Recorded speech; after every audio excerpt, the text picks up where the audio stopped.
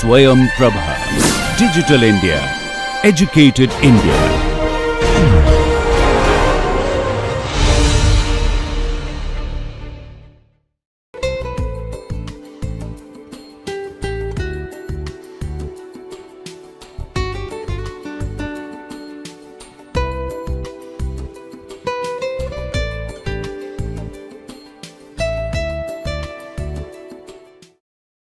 So, friends,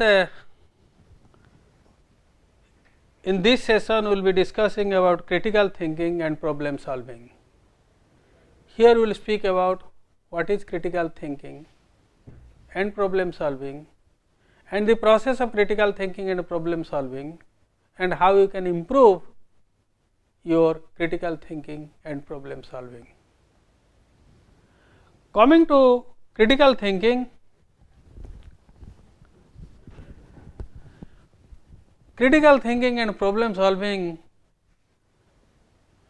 is considered necessary skills for 21st century individuals, because in the everywhere you require, in the professional life as well as in personal life, we require critical thinking and problem solving skills. Critical thinking is the intellectually disciplined process of actively and skillfully conceptualizing, applying, analyzing, synthesizing and or evaluating information gathered from observation, experience, reflection, reasoning or communication as a guide to your belief, judgment, decision and action. Critical thinking is the purposeful, self-regulatory judgment which results in interpretation, analysis, evaluation and inference. Critical thinking means making reasoned judgments or reasoned decisions. And in the book, you will be finding that there are different essential aspects of critical thinking. These are the personality dispositions. Critical thinkers are skeptical, and at the same time they are open minded, value fair mindedness, respect evidence and reasoning, respect clarity and precision, and look at different points of view on the same problem, and they apply the criteria to critical thinking task. That means there must be some conditions that must be met for something to be judged as believable. Arguments, it is a proposition or a statement with a supportive evidence, and argument is the essential part for supplying reason to identifying, evaluating and constructing judgments.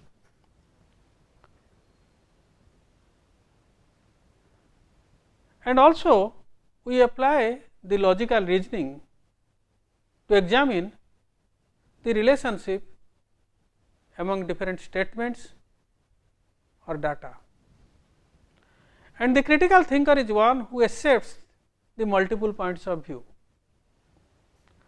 and he or she sees the problem from different points of view. And the procedures, other type of thinking use a general procedure. Critical thinkers uses many procedures. The procedures include asking questions, making judgments and identifying assumptions. Compared to rote memory, if the question is asked, it takes shorter time, but when the question is asked from a critical thinking perspective, it takes time. So, therefore, compared to rote memory tasks, the critical thinking tasks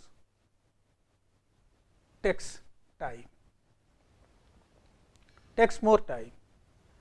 Several studies have established that more proficient one is in using critical thinking, the greater is one's ability to understand the complex phenomena, make important decisions, solve complex problems and resolve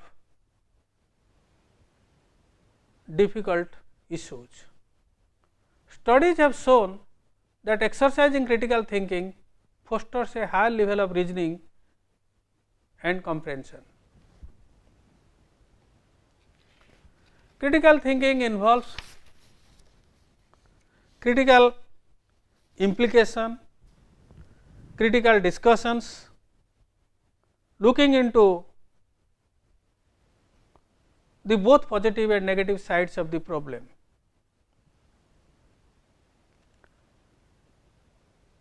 And the individual who is a critical thinker, he constructs, he does the analysis and constructs the solutions.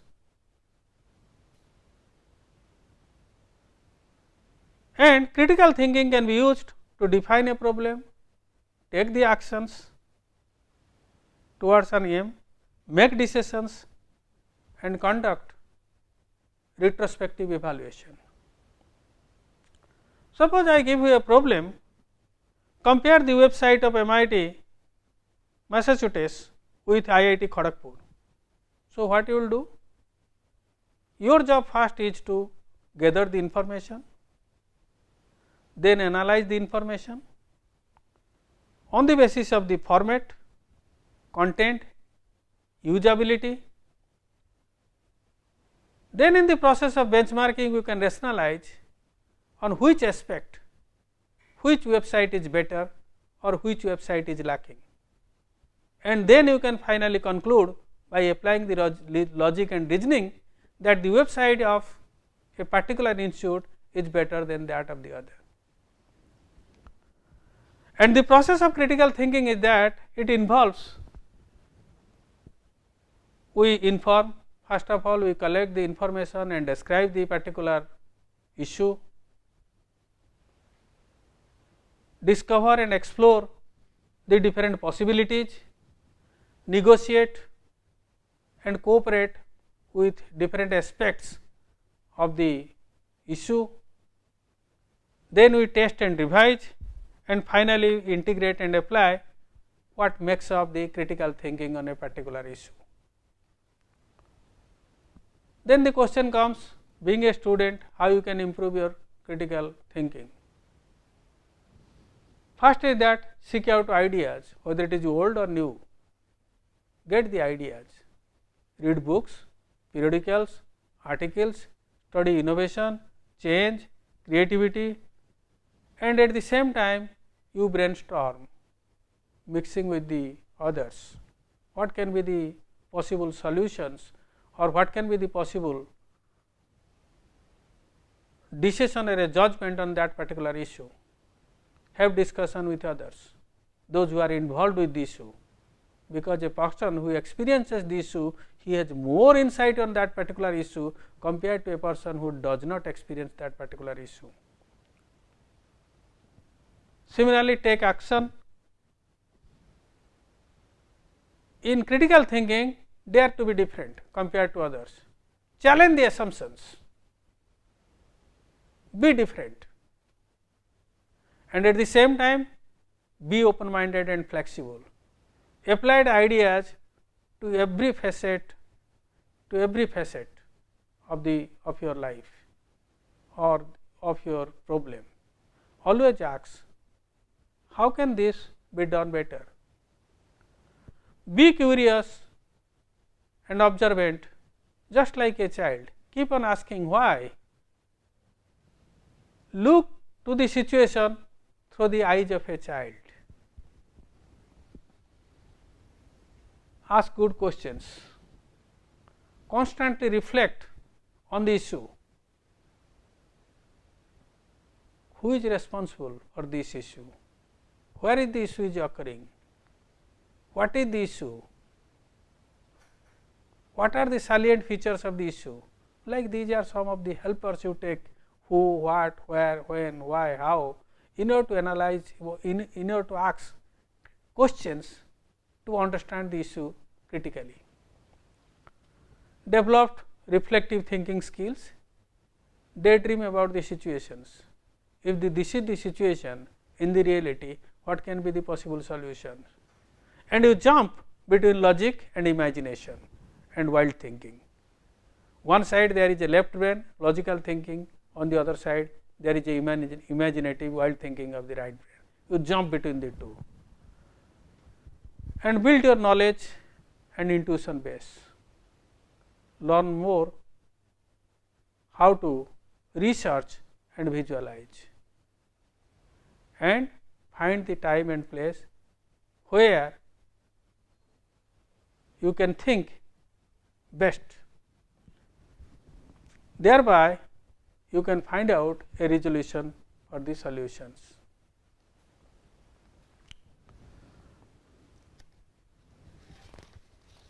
Critical thinking, when you say, it is a intentional and reflective way of looking at the things or circumstances, where problem solving focuses on a specific situation.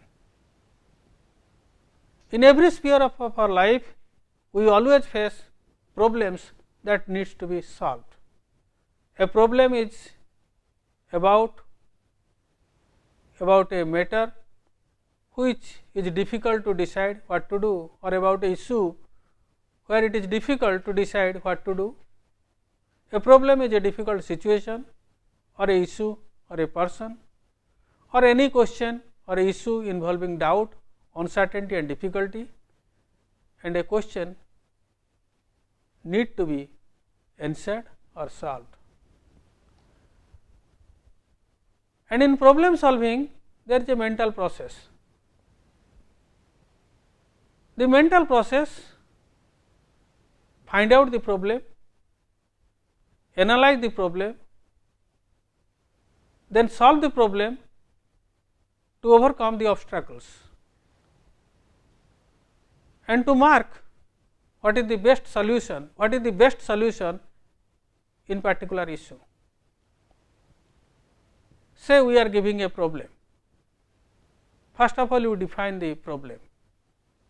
The problem, you are working in the industry, you are finding that absenteeism is high in the industry X. Then what you do? You have to validate it by checking the attendance register of the employees, checking in and checking out time, and then you gather the information. Once you validate that it is a problem and the absenteeism is hindering the production, then you have to rationalize it is a problem which is accountable for the declining productivity of the industry. Then you gather the information. While you are gathering the information, you can talk with the multiple stakeholders. You can talk with the supervisor of the employees, you can talk with the hospitals of that particular industry, you can talk with the doctors in the hospital of that particular industry, you can talk with the employees themselves, you can talk with the top management people. Multiple source of information is all the time better than the single source of information to rationalize why absenteeism is occurring. And the people, those who are experiencing absenteeism, they will also tell why there is absenteeism. and studying and analyzing the collected information, because you have to see that whether the information is consistent across the stakeholders or whether the information is contradictory, and whether the information is validated through data and information, hard data and information that is available. Then there can be possible solutions. One possible solution is that absenteeism is there because the people are working in extreme heat conditions, which is causing some problem to their body. And another cause may be like that because of the emission of different gases during the production process, their employees are experiencing more joint pains. So, they are frequently reporting to the hospitals. That information you can find out. And at the same time, because of working in the industry, and they are also experiencing the other health problems. So, therefore, one solution may be that we have to check that the health facilities improve to address the health problem of the employees. Another solution may be that the employees are remaining absent, so that there will be pending jobs, and in order to clear the pending jobs, they themselves will do the overtime. That may be another possibility. The possibility is that because overtime rate is more than that of the straight time or normal time. So, therefore, in order to earn more, they are doing the overtime, and you have evidence for that. The persons, those who are remaining absent, they are frequently doing, the same persons are frequently doing the overtime. So, therefore, one solution may be arresting of overtime. Like that, you have many possible solutions to tackle the problem of overtime. Okay? So, tackle the problem of absenteeism.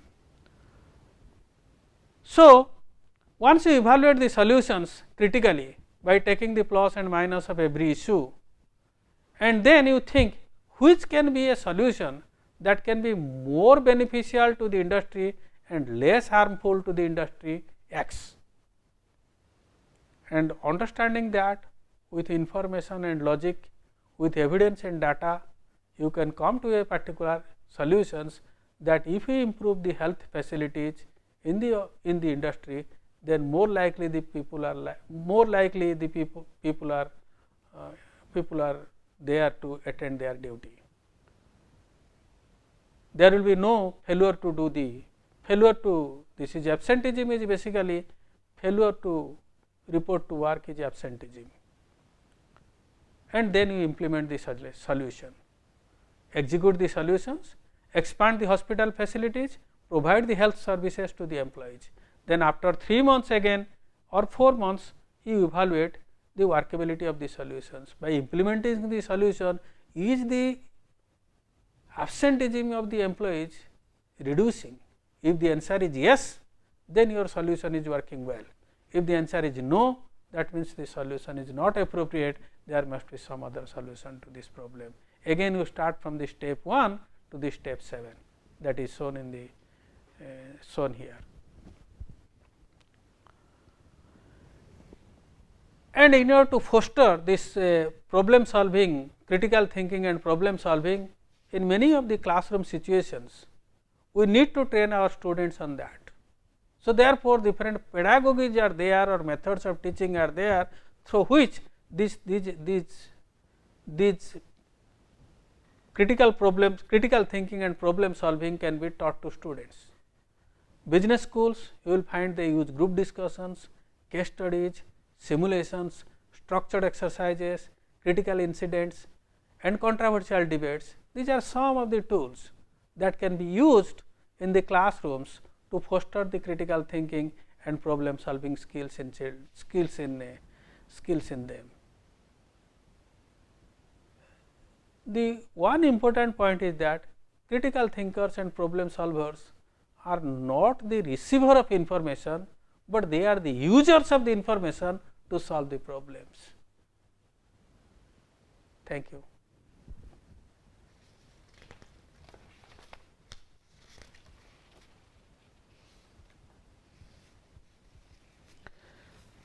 prefrontal. One point I